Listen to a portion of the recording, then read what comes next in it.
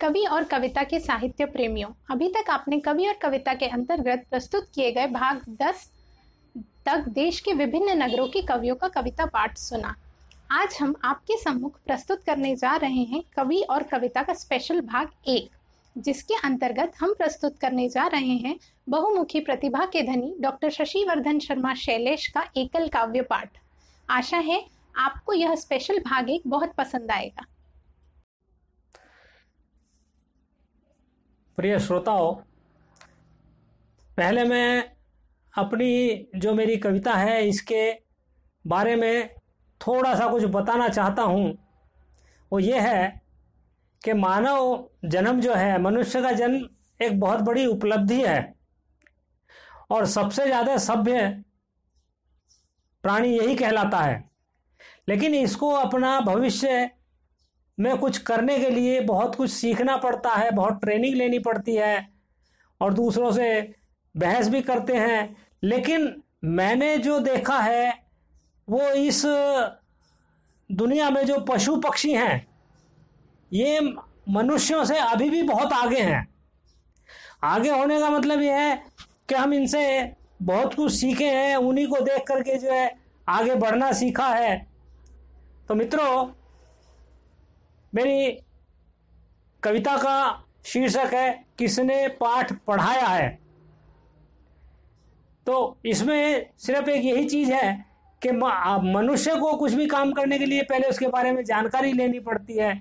लेकिन पशु पक्षी जो है कहाँ ट्रेनिंग लेते हैं, कौन इनका कोच होता है, क्यों आपस में ये झगड़ते हैं, ये चीज़ें मैंने जो है बहुत ऑब्जर्व करने के बाद जो है, परखने के बाद जो मैंने ये कविता लिखी है। तो कविता प्रस्तुत है कि किसने पाठ पढ़ाया है। तो कविता लिखने बैठा कवि तो यह रहस्य समझ नहीं आया है। कविता लिखने बैठा कवि तो यह रहस्य समझ नहीं आया है कि इस पृथ्वी पर जीव जंतु को किसने पाठ पढ़ाया है। कि एक लड़ी कितने प्रश्नों की आगे सीना तान खड़ी है। एक लड़ी कितने प्रश्नों की आगे सीना तान खड़ी है। हल इनका कैसे मिल पाए यही समस्या विकट बड़ी है।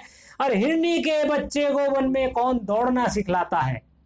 देखिए, ये बच्चा जो है अपने जन्म के कुछ ही घंटे बाद जो है तेजी से दौड़ने लगता है। ये कौन से कोच से जो है इसकी शिक्षा लेता है। तो मेरा पहला प्रश्न यही है कि हिरनी के बच्चे को वन में कौन दौड़ना सिखलाता है और मछली के बच्चे को जल में कौन तैरना सिखलाता है।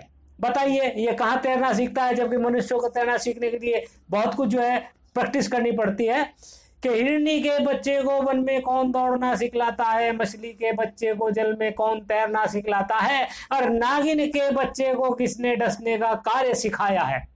क्योंकि मानव का जो जन्म लेता है तो उसके मुंह में दांत नहीं होते, वो किसको काटेगा। लेकिन नागिन को जो दिए गए ये किसने ये इसको शिक्षा दी है कि नागिन के बच्चे को किसने डसने का कार्य सिखाया है। कि इस पृथ्वी पर जीव जंतु को किसने पाठ पढ़ाया है। और अगला प्रश्न देखिए कि बोलो तो किसके कहने पर कोयल कुकू करके गाती। मित्रों, जब आम के ऊपर मोर आता है, फूल आता है, उसका कोयल की आवाज़ तभी सुनाई देती है, इससे पहले जो है उसकी आवाज़ नहीं सुनाई देती। इसको कौन बता देता है। और फिर वो जो है अपनी बोली से सबको जो है सूचित करती है कि बोलो तो किसके कहने पर कोयल कुकू करके गाती और एक कौवे के आर्तनाद पर कौवा टोली क्यों उड़ाती। एक कौवे को अगर पत्थर मार देंगे, उसको चोट लग जाएगी तो इतना शोर मचा देंगे आकर के, जैसे मतलब बहुत बड़ा उनके साथ अन्याय हुआ है। और इनको कौन बुलाता है, ये इनकी जो कौन सी यूनियन है, कौन सी एसोसिएशन है, या इनका कौन सा राजनीतिक दल है कि सारे के सारे एक ही सुर में शोर मचाने लगते हैं कि इतना और बताए कोई कुत्ता क्यों कुत्ते का दुश्मन। आपके मोहल्ले में एक कुत्ता है, अगर दूसरे मोहल्ले का कुत्ता आ जाए तो उस मोहल्ले के सारे कुत्ते उसको जो है लड़ने के लिए, काटने के लिए तोड़ने लगते हैं। तो इनमें इनका कौन सी जायदाद का बंटवारा हो रहा है। आप ये देखिए कि ये आपस में इतना जो एक दूसरे से दुश्मनी सी क्यों रखते हैं कि इतना और बताए कोई कुत्ता क्यों कुत्ते का दुश्मन। और बगलों ने पंक्ति में उड़ने का सीखा है किससे अनुशासन। आपने देखा होगा आकाश में बगले उड़ते चलते हैं कि ये बगले एक लाइन में उड़ते हैं। ये कहाँ से डिसिप्लिन की जो एक वो डिसिप्लिन की जो ट्रेनिंग लेकर के आए हैं।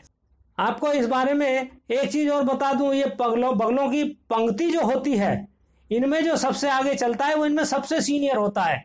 आप ये चीजें डिस्कवरी चैनल पे देख सकते हैं, आपको जो सारी चीजें पता चल जाएंगी। तो बोलो तो किसके कहने पर कोयल कुकू करके गाती, एक कौवे के आर्तनाद पर कौवा टोली क्यों उड़ाती, इतना और बताए कोई कि कुत्ता क्यों कुत्ते का दुश्मन है, बगलों ने पंक्ति में उड़ने का सीखा है किससे अनुशासन। अब मित्रों, इतना सुंदर जाला बुनना मकड़ी को कैसे आया है?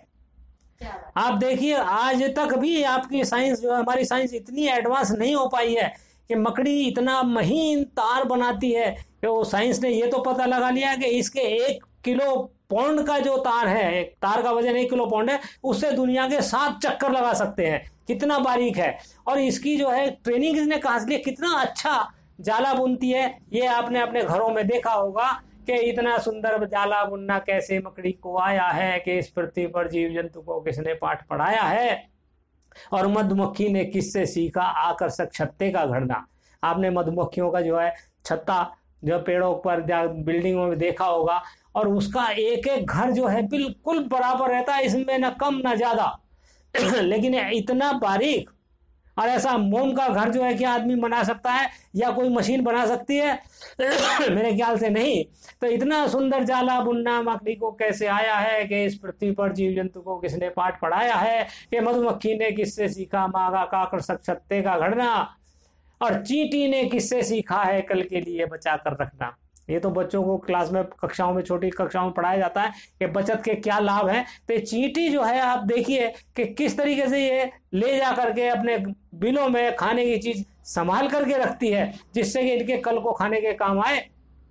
कि चींटी ने किससे सीखा है कल के लिए बचा कर रखना, और किससे सीखा मधुमक्खी ने फूलों से मकरंद चुराना। आप जो है बाजार में बिकता हुआ शहद देखते हैं, लेकिन वो शहद आजकल नकली जरूर बनने लगा है, परंतु जो खूबियां, जो विशेषताएं मधुमक्खी के शहद में हैं वो किसी में नहीं है। तो आप देखिए, फूल जो है, फूल से किस तरीके से मकरंद निकालती है, और उस मकरंद से जो है किस तरीके से शहद बनाती है, ये मेरे ख्याल से इनकी आज की केमिस्ट्री में अभी तक भी ये संभव नहीं हो पाया है। कि मधुमक्खी ने किससे सीखा आकर्षक छत्ते का गढ़ना, और चींटी ने किससे सीखा है कल के लिए बचा कर रखना, और किससे सीखा मधुमक्खी ने फूलों से मकरंद चुराना, इस मकरंद को परिवर्तित कर किससे सीखा शहद बनाया, और कुत्ते की दुम क्यों रहती टेढ़ी, प्रश्न समझ नहीं आया है।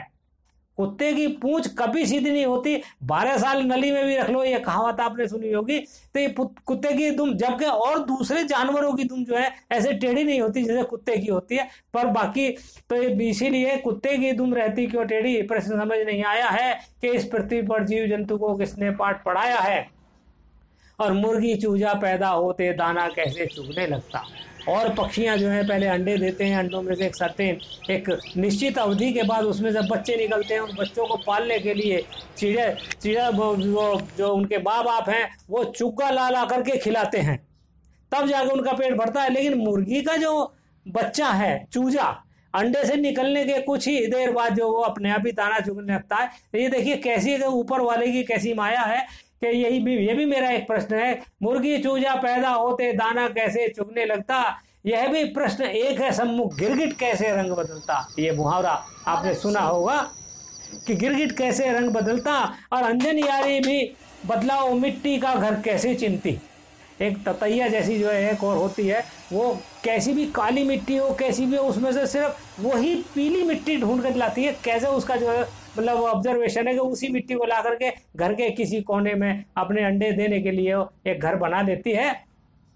तो अंजन यारी भी बतलाओ मिट्टी का घर कैसे चिंती, और कुत्ते ने भी स्वामी भक्ति बतलाओ किससे है सीखी। आज का आदमी धोखा दे जाएगा, लेकिन आपका पाला हुआ कुत्ता अगर 5 साल बाद ही आपको 5 साल बाद भी आपको मिलेगा, तब भी जो है उसकी स्वामी भक्ति में कोई कमी नहीं आएगी। वो आपको जो है चूमने लगेगा, आपके पैरों में पड़ने लगेगा। तो ये भक्ति कहाँ से सीखी है?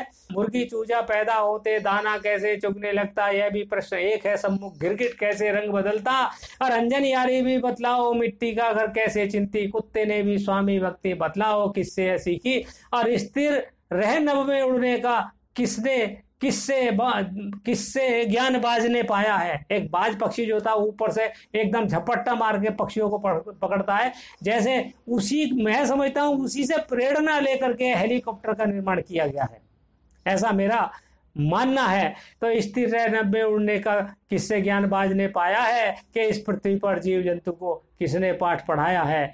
और पेड़ों पर चढ़ना बिल्ली ने बतलाओ किससे सीखा है। बताओ, पेड़ों पर चढ़ने के लिए जो है बिल्ली कहाँ ट्रेनिंग लेकर के आई है। उसका बच्चे जो है अपने आप ही पेड़ों पर चढ़ने लगते हैं।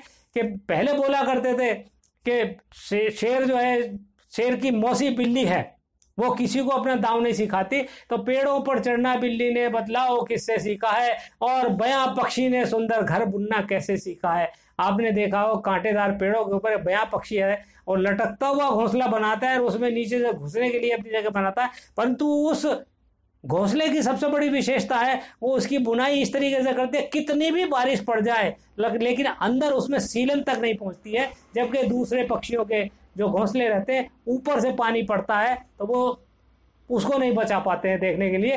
कि पेड़ों पर चढ़ना बिल्ली ने बतलाओ किससे सीखा है, और बयां पक्षी ने सुंदर घर बुनना किससे सीखा है। और निश्चित जीव जंतु ने ये गुण मानव से नहीं सीखे हैं। बहुत अच्छे। ये पक्की बात है। मानव ने भले ही इनको देख करके अपना जो है तरक्की कर ली है, परंतु निश्चित है जीव जंतु ने ये गुण मानव से नहीं सीखे हैं, क्योंकि मानव के सारे गुण इनके गुण से फीके हैं।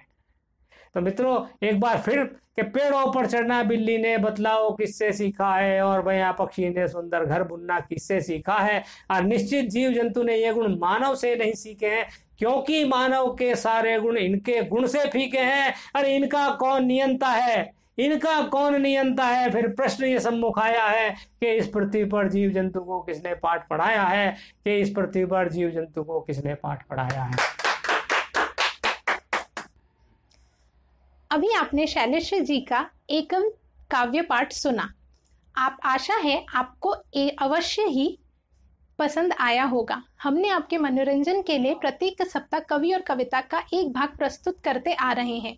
आपसे अनुरोध है अगले भाग की जानकारी के लिए सब्सक्राइब अवश्य करें, और हाँ, उसके बाद घंटी बजाना ना भूलें, जिससे आपको यथा समय अगले भाग के प्रस्तुतिकरण की जानकारी भी मिल सके। धन्यवाद।